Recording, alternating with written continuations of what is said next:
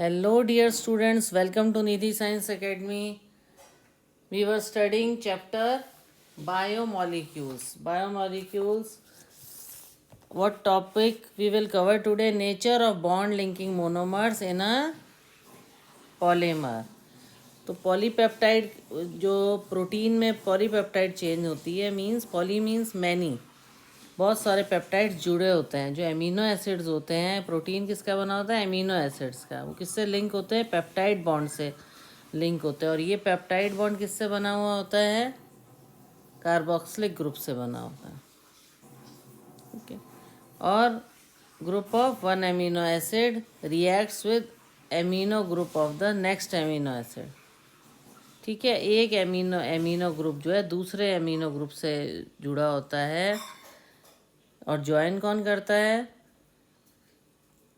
Carboxyl group join करता है, group amino acid के साथ रिएक्ट करता है।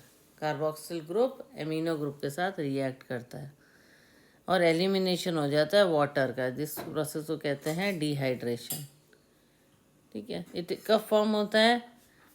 जब कार्बोक्सिलिक ग्रुप एक एमिनो एसिड का रिएक्ट करता है amino group of the next amino acid with the elimination of water. Elimination of water, तो इसको बोलेंगे डिहाइड्रेशन। तो पॉलीसैकेराइड्स जो होते हैं वो मोनोसैकेराइड के लिंक करके ग्लाइकोसाइडिक बॉन्ड बनाते हैं कार्बोहाइड्रेट्स में। इसमें भी डिहाइड्रेशन के द्वारा ही ये बनता है। ये जो बॉन्ड है ये 2 कार्बन एटम्स जो हैं 2 एडजेसेंट मोनोसैकेराइड के बीच में बनता है। जैसे न्यूक्लिक एसिड में फॉस्फेट मॉइटी लिंक्स होती है 3 carbon of 1 sugar of 1 nucleotide और 5th कार्बन ऑफ द उससे आगे वाला सक्सीडिंग, मतलब उससे आगे वाले न्यूक्लियोटाइड के साथ 5th कार्बन के साथ अटैच होता है 3rd कार्बन 1 शुगर का न्यूक्लियोटाइड का अगले 5वें कार्बन शुगर के अटैच होता है।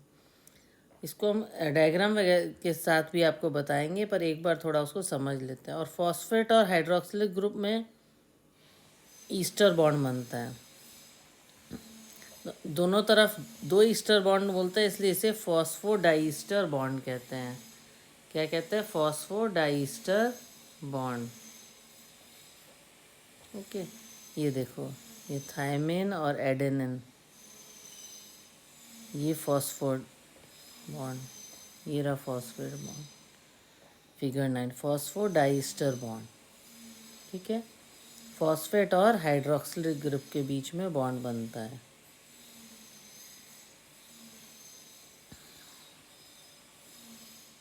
हाइड्रोक्सिलिक ग्रुप किसका है? शुगर का। ये देखो, इस तरह से लिंक हुआ, फिर ये इस तरह से इनका बॉन्डिंग बना। उसको शो कैसे किया है? शो इस तरीके से किया है। ये देखिए, ये ओ बॉन्ड बना, ये, और ये फॉस्फेट बन गया। ये फॉस्फेट ग्रुप है। ओके, साथ में CH2 के साथ अटैच हुआ। ये ग्वानिन है और ये साइटोसिन है, और इधर थायमिन है, इधर एडेनिन है। ये डाईस्टर बॉन्ड हो गए, दोनों तरफ है ईस्टर बॉन्ड, तो दे आर डाईस्टर बॉन्ड। जैसे इसको लिंक किया तो बॉन्डिंग जो है उसके डायग्राम आप और डिटेल में पढ़ते जाओगे। अभी ये इंट्रोडक्शन दे रहा है, साथ में आपको उसको थोड़ा थोड़ा क्लियर करता जा रहा है। ये CH2 बॉन्ड बना और इधर हमारा ओ फॉस्फेट ग्रुप आ जाएगा।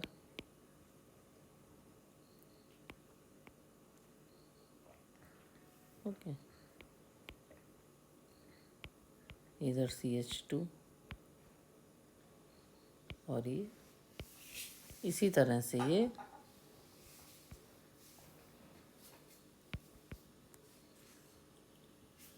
इधर लिंक हो जाएगा। इसमें आप देख रहे हो फॉस्फेट बॉन्ड इधर है, इधर फॉस्फेट बॉन्ड, इधर CH2 है, इधर CH2। इसी तरह से ये लिंक होएगा। ये देखो, अभी क्लियर नजर आएगा। इसी तरह से ये लिंक होगा। ये देखो, ये रहा फॉस्फेट ग्रुप और ये भी फॉस्फेट ग्रुप है, और ये CH2 ग्रुप है और इसमें इस तरफ CH2 ग्रुप है, डाईस्टर बॉन्ड बने थायमिन और एडेनिन के बीच में, ग्वानिन और साइटोसिन के बीच में, और फॉस्फेट ग्रुप में। ये देखो the bond between phosphate and hydroxylic group of sugar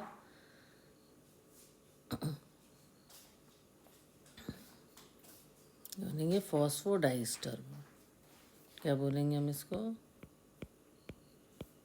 phosphodiester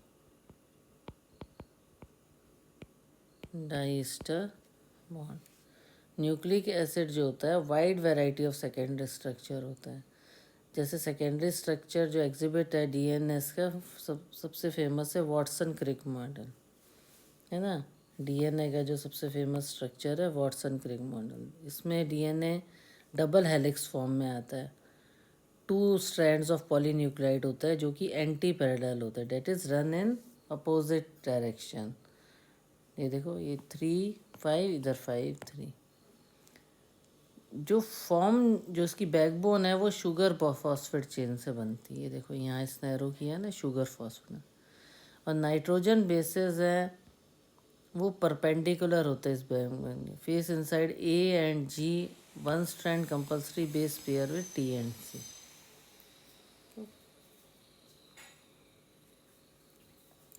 adenine guanine और 1 स्ट्रैंड, और दूसरा थायमिन और साइटोसिन अदर बेस पे। तो इस तरह से ये अपोजिट स्ट्रैंड बनाते हैं, ओके, बेस पेयर्स बनाते हैं इसका। तो इस तरह से हमने इसमें डीएनए का स्ट्रक्चर होता है, डबल हेलिकल स्ट्रक्चर होता है, और किससे जुड़ा होता है? फॉस्फेट शुगर चेन से। बहुत इजी है ये डायग्राम बनाना, मैंने आपको बता ही दिया है। ये सिंपल, आपको ग्वानिन साइटोसिन बनाना है और इसको अपोजिट बनाना है। ये देखो जस्ट रिवर्स है, just they are just reverse of it. उल्टा बना हुआ है ना, जैसे न्यूक्लियर डबल हेलिक्स स्ट्रक्चर है इसी तरीके से, जैसे 5 3 5 3 5, और ये फॉस्फो बॉन्ड आ गया और फिर ये एडेनिन आ गया। तो ये ग्लाइकोसिटिक बॉन्ड है। पेप्टाइड बॉन्ड के बारे में पढ़ा, फिर हमने फॉस्फोडाइस्टर बॉन्ड डीएनए के बारे में पढ़ा। तो हमने बॉन्ड लिंकिंग मोनोमर्स के बारे में इसमें स्टडी किया। नेक्स्ट ये बता रहा है 2 हाइड्रोजन बॉन्ड है किसमें? एडेनिन और थायमिन के बीच में। और 3 हाइड्रोजन बॉन्ड हैं जी एंड सी के बीच में। कितने हैं? 3 hydrogen bond. A and T के बीच में 2 हाइड्रोजन बॉन्ड है। तो इसमें पास पेयर ऑफ बेसेस हैं। At each step essence 10 turns कितना होता है? 36 डिग्री का। तो एक फुल टर्न जो होता है डीएनए का 10 स्टेप्स और 10 बेस पेयर्स इन्वॉल्व करता है, और 34 ए डिग्री तक ये रहता है। The rise per base pair would be 3.4 A.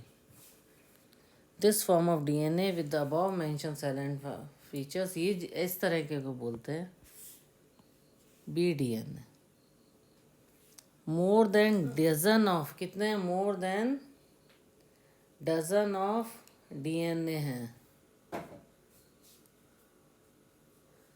More than dozen of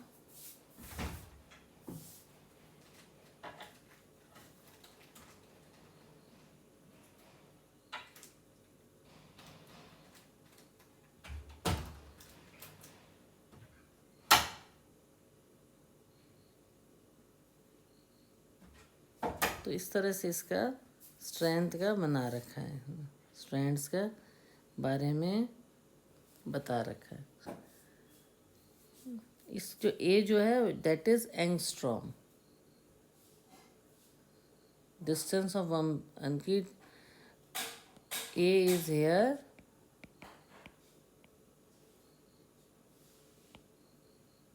angstrom,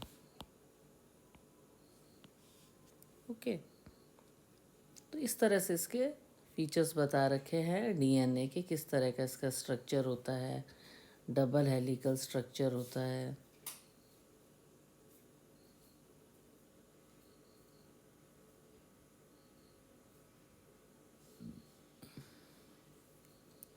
जो हमने पहले भी पढ़ा इस तरीके से और हायर क्लासेस में पढ़ोगे ऐसे डबल हेलिकल स्ट्रक्चर होता है, बीच में ऐसे स्ट्रैंड्स होते हैं।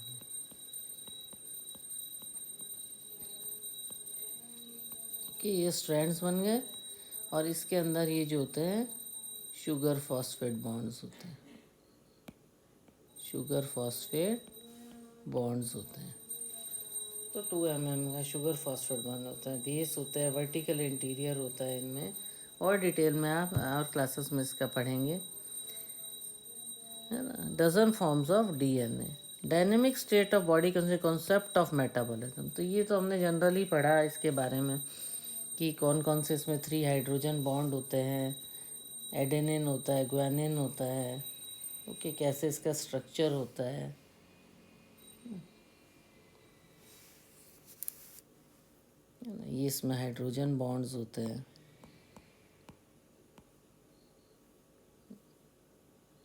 शुगर फॉस्फेट बॉन्ड होता है, बेस होता है, और डिटेल में भी इनके स्ट्रक्चर आपको और हायर क्लासेस में बताए जाएंगे।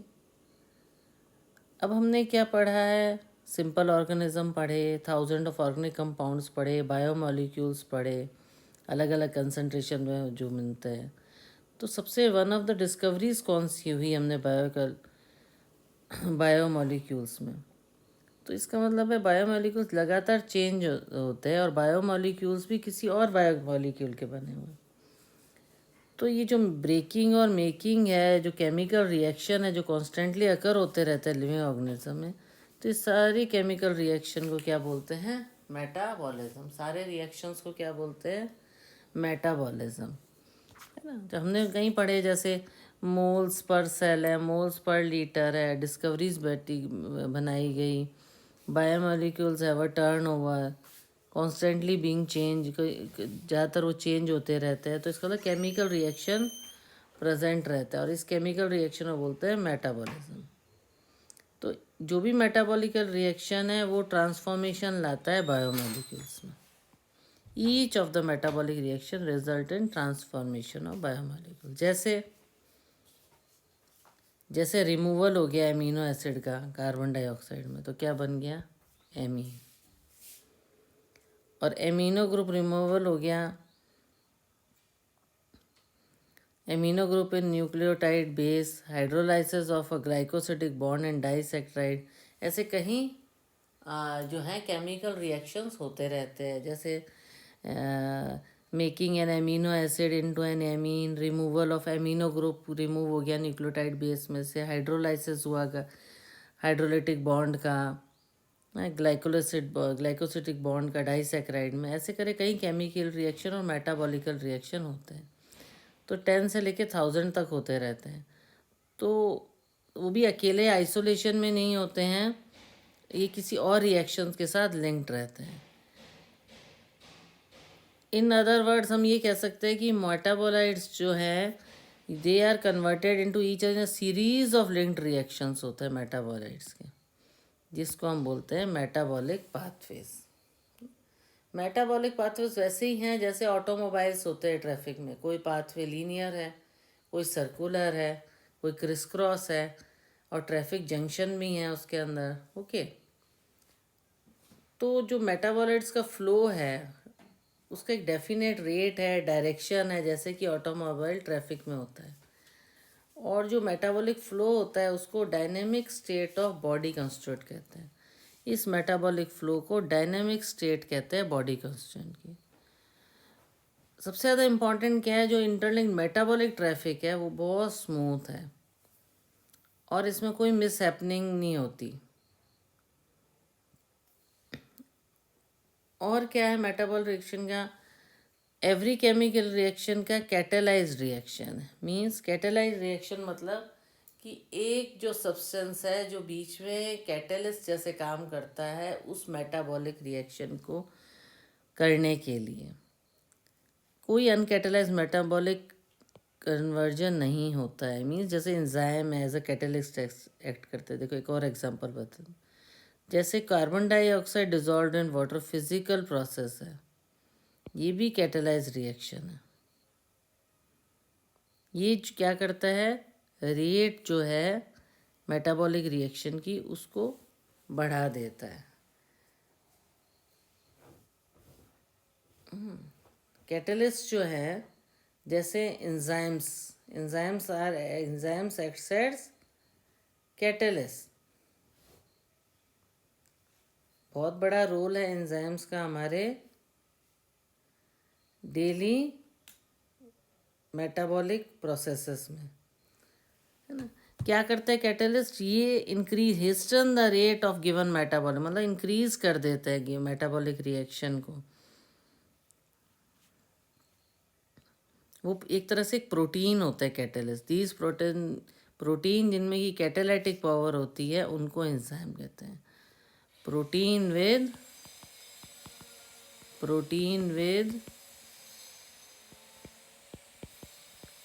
Catalytic power, protein with catalytic power are enzyme. क्या है ये? Catalytic power are enzymes. अब हम थोड़ा सा इसके बारे में भी जानेंगे कि कैटाबॉलिक रिएक्शंस क्या। तो मेटाबॉलिक पाथवे में क्या होता है? कॉम्प्लेक्स स्ट्रक्चर को सिंपलर स्ट्रक्चर में चेंज हो जाता है कैटलिस्ट के साथ। जैसे एसिटिक एसिड कोलेस्ट्रॉल और leads to simpler structure from a complex structure. तो मेटाबॉलिक पाथवे पर ऐसा भी होता है कि कॉम्प्लेक्स स्ट्रक्चर सिंपल में चेंज हो जाता है, जैसे एसिटिक एसिड कोलेस्ट्रॉल में, या सिंपल स्ट्रक्चर कॉम्प्लेक्स में चेंज हो जाता है, जैसे ग्लूकोज लैक्टिक एसिड में। मेटाबॉलिक पाथवेज में क्या है?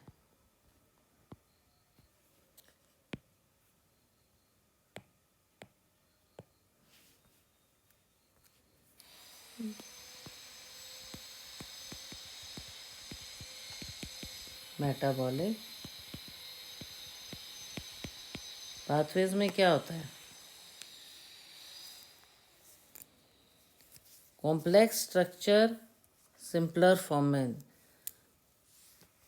जैसे सिंपल स्ट्रक्चर जो है, सिंपल क्या चीज़ है? एसिटिक एसिड, वो कोलेस्ट्रॉल में चेंज हो गया, चेंजेस इनटू कोलेस्ट्रॉल, जो कि कॉम्प्लेक्स स्ट्रक्चर है, जो कि शॉर्ट में लिख देती हूँ कॉम्प्लेक्स स्ट्रक्चर। ये सिंपल स्ट्रक्चर है।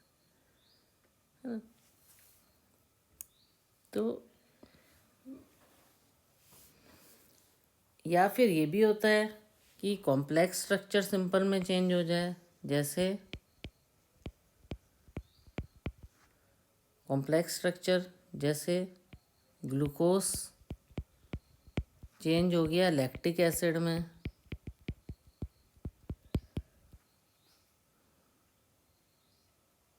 है ना, हमारी स्केलेटल मसल के अंदर। तो वो हो गया कॉम्प्लेक्स से सिंपल। तो फॉर्मर जो केस है वो है एनाबॉलिक पाथवे। और जहाँ पर डिग्रेडेशन होता है उसको बोलेंगे हम कैटाबॉलिक पाथवे, उसको बोलेंगे हम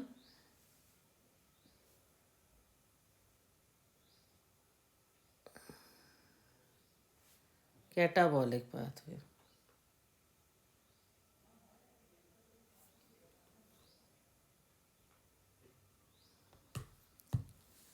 तो ये हमारे पास कैटाबॉलिक पाथवे हो गया, और वो एनाबॉलिक पाथवे सिंपल से कॉम्प्लेक्स स्ट्रक्चर में। तो प्रोटीन आता है असेंबली ऑफ, तो ये हमारे पास हो गया एनाबॉलिक पाथवे, और ये हो गया हमारा कैटाबॉलिक पाथवे, क्योंकि इसमें डिग्रेडेशन हुआ और फॉर्मर केस में बायोसिंथेटिक पाथवे है, तो वो एनाबॉलिक पाथवे हुआ। तो एनाबॉलिक पाथवे जैसा कि नाम है, इसमें सिंथेसिस हो रहा है, तो ये कंज्यूम करेगा एनर्जी। जैसे protein, assembly of protein from amino acid require energy. और कैटाबॉलिक पाथवे में it releases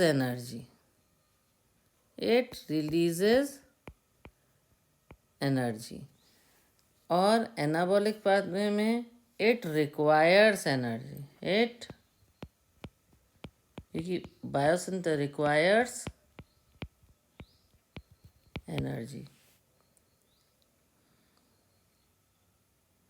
for example glucose को डिग्रेड किया लैक्टिक एसिड में स्केलेटल, तो एनर्जी लिबरेट हुई। तो ये metabolic from glucose to occurs in 10 metabolic state में रखते हैं, और इसको हम क्या बोलते हैं, ग्लाइकोलाइसिस।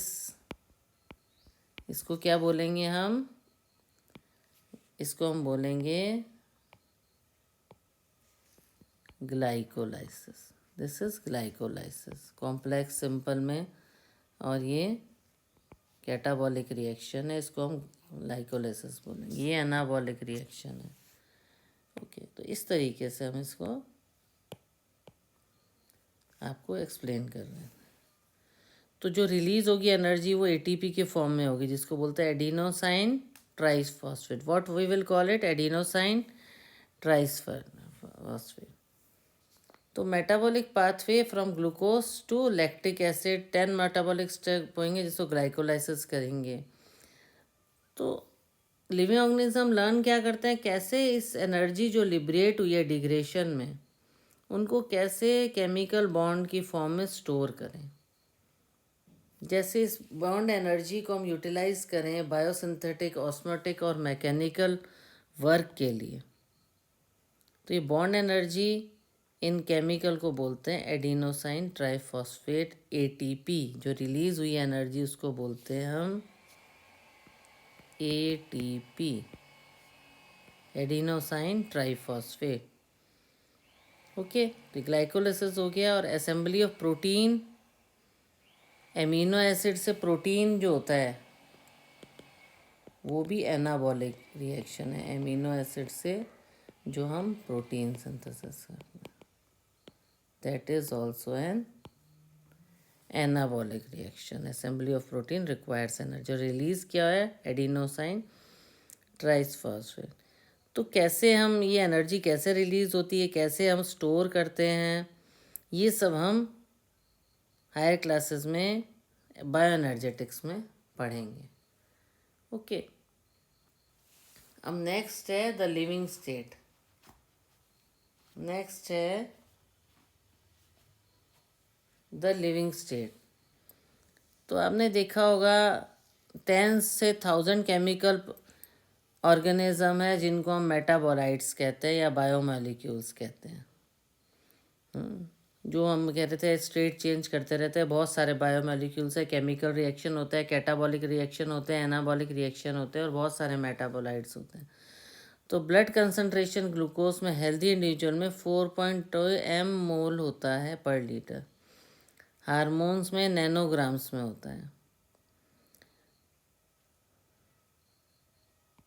और ऑर्गेनिज्म जो है स्टेडी स्टेट में कई कंसंट्रेशन होते हैं इन बायोमोलिक्यूल्स के। ये मेटाबॉलिक फ्लक्स होता है एक तरह से। ये देखो, all living organism exist in a steady state characterised by concentration of each of these biomolecules. और क्या है, मेटाबॉलिक फ्लक्स है। तो इसमें केमिकल और फिजिकल प्रोसेस लगातार एक इक्विलिब्रियम स्टेट में होते रहते हैं। Okay, moves. वैसे जो स्टेडी स्टेट होती है इसकी नॉन इक्विलिब्रियम स्टेट होती है, पर ये स्पॉन्टेनियसली इक्विलिब्रियम के प्रोसेस के साथ इक्विलिब्रियम की तरफ, इक्वालिटी की तरफ जाते रहते हैं। इनका कंसंट्रेशन इक्वल हो जाता है। ये भी ध्यान रखो, फिजिक्स में हमने जैसे पढ़ा है कि इक्विलिब्रियम वर्क नहीं करता है, नॉन इक्विलिब्रियम ही करप करता है। तो लिविंग स्टेट मतलब non equilibrium steady state to be able to perform work. तो लिविंग ऑर्गेनिज्म क्या है, लगातार वर्क करते हैं। तो ये इक्विलिब्रियम में लिविंग ऑर्गेनिज्म आ ही नहीं सकते, लगातार वर्क करते हैं, इसीलिए हमेशा नॉन इक्विलिब्रियम स्टेडी स्टेट में रहते हैं। बहुत मुश्किल है इक्विलिब्रियम स्टेट में आना, बिकॉज वी कॉन्स्टेंटली वर्क। हम लगातार इस में रहते हैं कि हम इक्विलिब्रियम स्टेट में नहीं पहुंच पाए।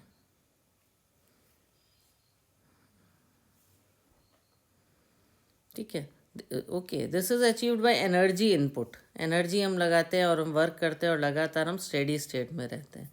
तो मेटाबॉलिज्म जो है हमें एक मैकेनिज्म प्रोवाइड करता है प्रोडक्शन ऑफ एनर्जी का। तो एक तरह से लिविंग स्टेट और मेटाबॉलिज्म सिनोनिम्स है, मतलब एक दूसरे के पूरक है, एक जैसे हैं। क्योंकि मेटाबॉलिज्म के बिना लिविंग स्टेट ही नहीं होगी, और लिविंग स्टेट नहीं होगी तो हम स्टेडी स्टेट में कैसे रहेंगे। कैटाबॉलिक और एनाबॉलिक रिएक्शन से लगातार हम स्टेडी स्टेट में रहते हैं, और नॉन इक्विलिब्रियम स्टेडी स्टेट रहती है टू परफॉर्म वर्क। ओके, तो ये हमने पढ़ा लिविंग स्टेट और मेटाबॉलिक बेसिस के बारे में।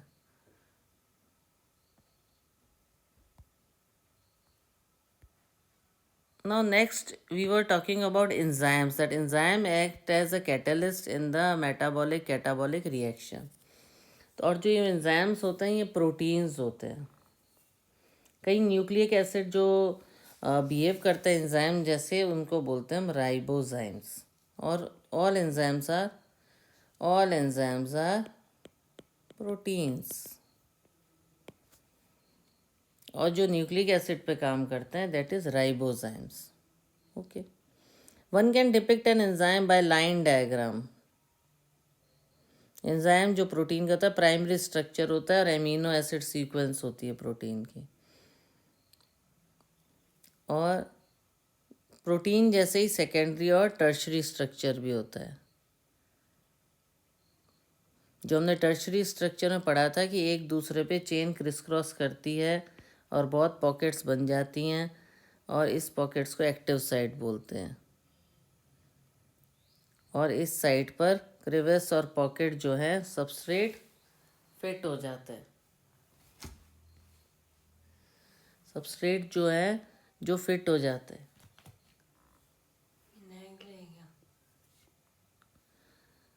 तो ये जो सबस्ट्रेट होते हैं जो फिट हो जाते हैं। Thus enzyme through their active site catalyze reaction at high rate. ये enzymes जो होते हैं ये हाई रेट पे कैटेलाइज करते हैं रिएक्शंस को। अब हम एक बार डायग्राम देख लेंगे तो हमें ध्यान आ जाएगा। 9.4 का बी जो हमने पढ़ा था, वेट अ मिनट, थोड़ा सा हम, ये रहा 9.4 का बी, ये देखो, टर्शरी स्ट्रक्चर ऑफ प्रोटीन, ये रहा, देखा हमने टर्शरी स्ट्रक्चर, सेकेंडरी स्ट्रक्चर और फिर टर्शरी स्ट्रक्चर।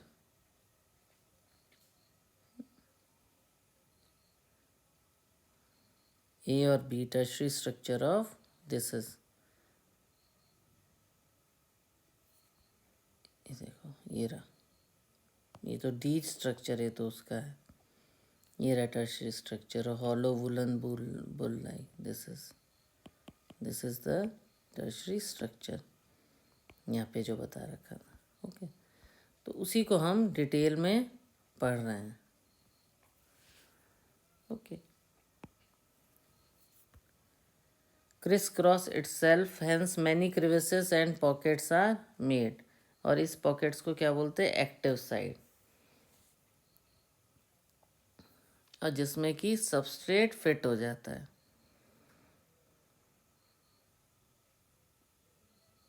और एक्टिव साइड से कैटेलाइज करते हैं रिएक्शन।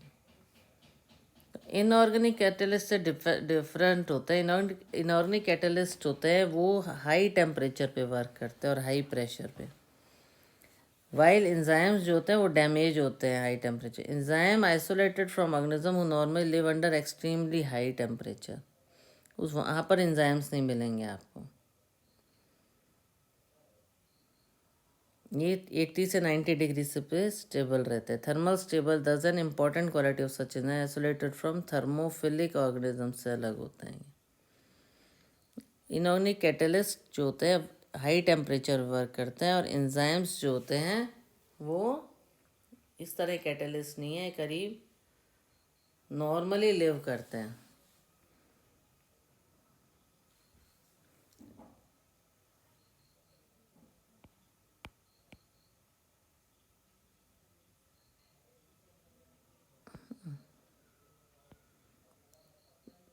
तो एंजाइम्स जो होते हैं डैमेज हो जाते हैं 40 डिग्री अबाव में, और इनऑर्गेनिक कैटलिस्ट वर्क करते हैं। इसके अंदर इनकी एक्टिव साइड भी होती है, ये देखिएगा।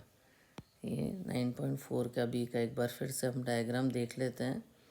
थोड़ा सा डिस्टर्ब हो गया एक बारी, पर आप अपनी ये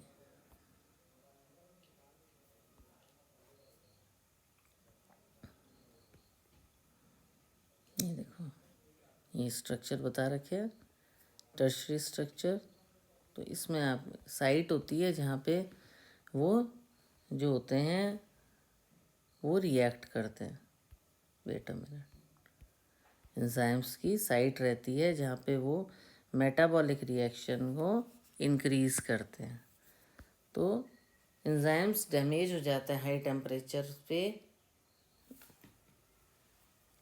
अबव 40 डिग्री सेंटीग्रेड। बाकी इनऑर्गेनिक कैटलिस्ट मतलब कैटाबॉलिक और एनाबॉलिक रिएक्शन लिविंग ऑर्गेनिज्म में होते रहते हैं, पर ये जो बहुत ज़्यादा हाई टेम्परेचर है तो इनऑर्गेनिक कैटलिस्ट उनको करते हैं, और 40 डिग्री तक एंजाइम्स उस पर वर्क करते हैं। तो हमारी बॉडी जो है कंटिन्यूसली वर्क करती रहती है। तो क्रिस क्रॉस होता है स्ट्रक्चर, उसमें पॉकेट होती है, एक्टिव साइट होती है एंजाइम्स के अंदर। तो इस तरह से वो वर्क करता है।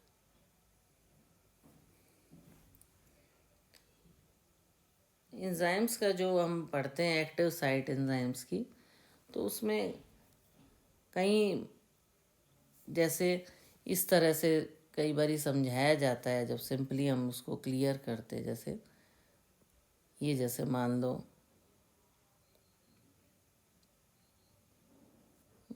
ये एंजाइम है, किस तरह से वर्क करता है, और ये सेम इसी जैसा ही जो इसमें फिट हो सके इस तरह का,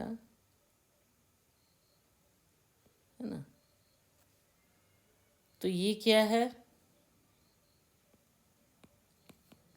ये एक्टिव साइड है,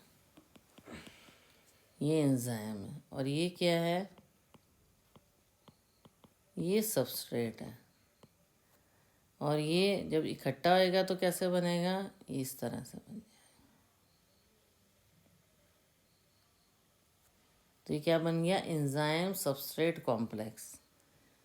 जो हम बता रहे थे इसमें सीक्वेंस में शुरू में कैटालिटिक रिएक्शन होता है, मैनी इसमें पॉकेट होता है criss cross itself, such pocket is active site. An active site of an enzyme is a crevice or pocket into which the substrate fits. तो एंजाइम कैसे through their active site catalyse reaction at high rate. ये क्या बना हमारे पास, enzyme substrate complex. ये क्या बनेगा हमारे पास, enzyme substrate complex. Okay, like this enzyme work.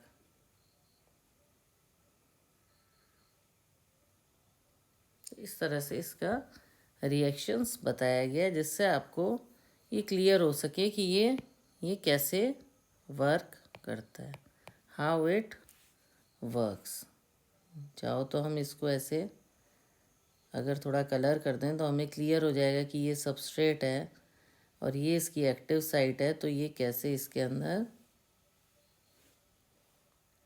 Fit होके और ये वर्क करता है एक्टिव साइट में। Okay, now we will study chemical reaction. तो केमिकल रिएक्शन को हम कैसे पढ़ेंगे, केमिकल कंपाउंड्स जो होते हैं वो दो टाइप के चेंजेस होते हैं। फिजिकल चेंज मतलब होता है चेंज होता है शेप में बिना बॉन्ड के ब्रेक किए हुए, है ना। कोई okay, another physical process a change in state of matter. Chemical compounds undergo two type of changes. A physical change मतलब change in shape, breaking of without breaking of bonds, shape में change हुआ। Change in state of matter, जैसे ice melts into water, water become vapour. पर जब इसमें bond break होंगे तो इसको केमिकल रिएक्शन कहेंगे, है ना। जैसे हम देखते हैं आइस है, बर्फ़ पिघली तो पानी बन गया, और पानी को गर्म किया तो वाटर वेपर बन गया। तो ये फिजिकल प्रोसेस तो है, ये कर केमिकल प्रोसेस भी है, क्योंकि इसमें बॉन्ड्स ब्रेक हुए और नए बॉन्ड फॉर्म हुए हैं। जैसे एग्जांपल है barium hydroxide plus sulphuric acid is equal to barium sulphate and water. ये एग्जांपल दिया इसमें। ऐसे ही हाइड्रोलाइसिस ऑफ स्टार्च, स्टार्च का ग्लूकोज में चेंज होना, ये ऑर्गेनिक केमिकल रिएक्शन है। और फिजिकल और केमिकल रिएक्शन किसको बोलते हैं? Amount of product per unit, कितना अमाउंट ऑफ प्रोडक्ट बना। तो अमाउंट ऑफ प्रोडक्ट बनेगा कि कितना प्रोडक्ट बना कितने टाइम में, वो रेट हो गया। Rate can also be called velocity of direction is specify if the direction is specify. Rate of physical chemical process जो हैं, जैसे वेलोसिटी हम कहते हैं डायरेक्शन स्पेसिफाई हो तो पता लगता है, ऐसे ही रेट कैसे स्पेसिफाई होता है? टेम्परेचर से और दूसरे फैक्टर्स से पता लगता है। और एक सिंपल रूल है कि रेट डबल होता है या डिक्रीज बाय हाफ हो जाता है। जो रेट है वो डबल होता है, डिक्रीज बाय हाफ हो जाता है हर 10 डिग्री में, for every 10 degree change in either direction. जैसे कैटेलाइज रिएक्शन होते हैं वो प्रोसीड करते हैं वास्ट हायर देन अनकैटेलाइज रिएक्शन, ठीक है, क्योंकि उनमें एंजाइम्स हैं या कैटेलिस्ट है, वो रिएक्शन को फास्ट कर देते हैं। तो सेम रिएक्शन अगर कैटेलाइज्ड है तो बहुत हायर है। जैसे इसने बताया कार्बन डाइऑक्साइड प्लस वाटर, तो किस में चेंज हो गया? H2CO3, क्या बना? Carbonic acid. Carbonic acid. अब इसमें कौन सा कैटलिस्ट था? Carbonic anhydrase. तो एब्सेंस होएगी जब एंजाइम्स की, तो स्लो होएगा। 200 molecules of H2CO3 carbonic acid form होते हैं 1 घंटे में।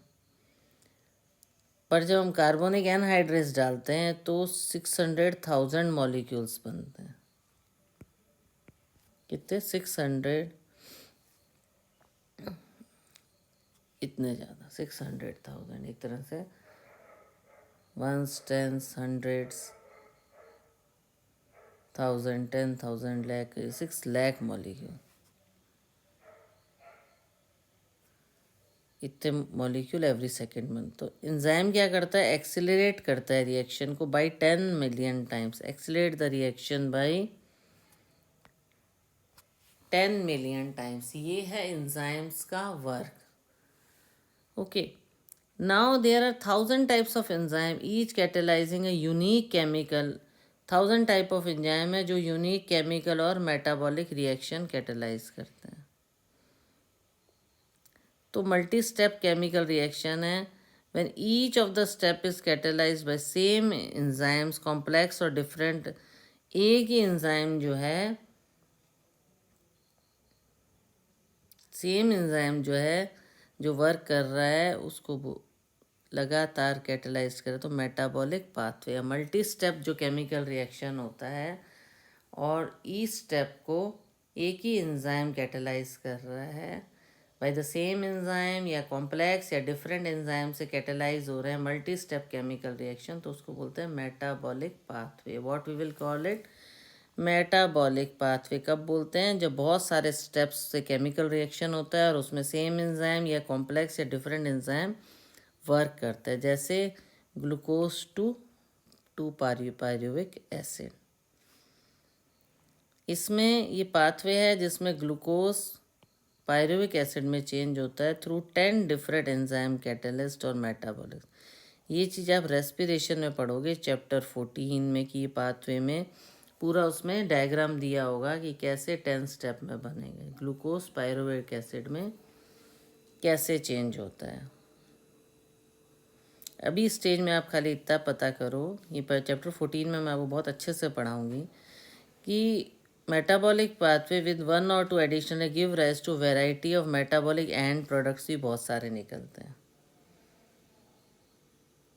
क्या होता है जब ऑक्सीजन की एब्सेंस होती है, जब बहुत एक्सरसाइज करते हैं और ऑक्सीजन की एब्सेंस होती है मसल में, तो क्या बनता है, लैक्टिक एसिड बनता है, और एरोबिक कंडीशन में पायरुविक एसिड बनता है। ओके, क्या होता है हमारे स्केलेटल मसल में, एनारोबिक कंडीशन में लैक्टिक एसिड बनता है, और नॉर्मल एरोबिक रिएक्शन में, देखो एरोबिक मतलब प्रेजेंस ऑफ ऑक्सीजन में क्या बनता है, pyruvic acid. Pyruvic, wait a minute,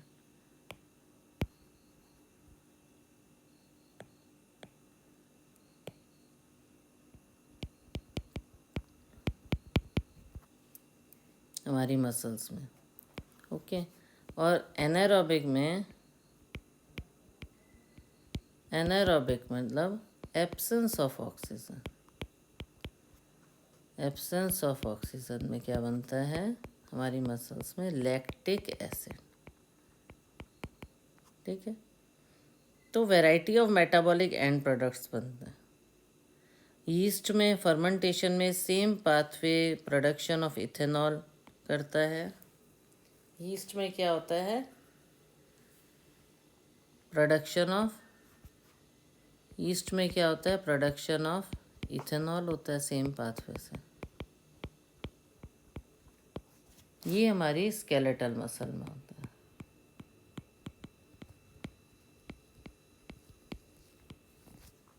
okay, थोड़ा मेन जो मैं इसलिए साइड में लिख देती हूँ जिससे आपको क्लियर है। तो एंजाइम्स जो हैं हाई रेट कैसे ले आते हैं, हमने अभी एक्टिव साइट के बारे में पढ़ा। तो केमिकल और मेटाबॉलिक कन्वर्जन को क्या बोलते हैं, रिएक्शन बोलते हैं, और जो केमिकल जो कन्वर्ट हुआ प्रोडक्ट में उसको सबस्ट्रेट बोलते हैं। एक्टिव साइट पढ़ा हमने, एक्टिव साइट था, सबस्ट्रेट हुआ, सबस्ट्रेट किस में चेंज हुआ, एक्टिव साइट प्लस सबस्ट्रेट किस में चेंज हुआ, प्रोडक्ट में। सबस्ट्रेट इसमें चेंज हुआ प्रोडक्ट में। Okay, it is now understood that substrate has to bind the enzyme at its active site with a given cleft or pocket। उसको उसके साथ बाइंड करना पड़ेगा, ये जो कि मैंने पीछे भी आपको बताया था डायग्राम से।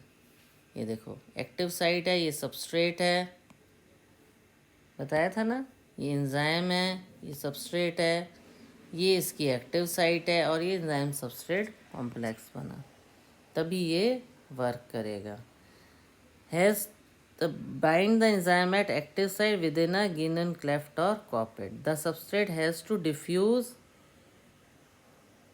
The substrate has to diffuse towards the active site. Substrate को diffuse होना पड़ेगा, तो और क्या बनेगा, ES complex।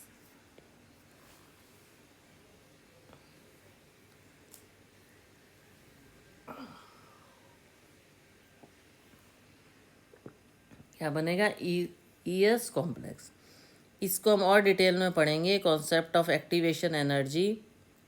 कल इस चैप्टर को मैं और डिटेल में पढ़ाऊंगी, एंजाइमेटिक रिएक्शन और पाथवे कैसे होता है, ट्रांजिशन स्टेट स्ट्रक्चर क्या होता है।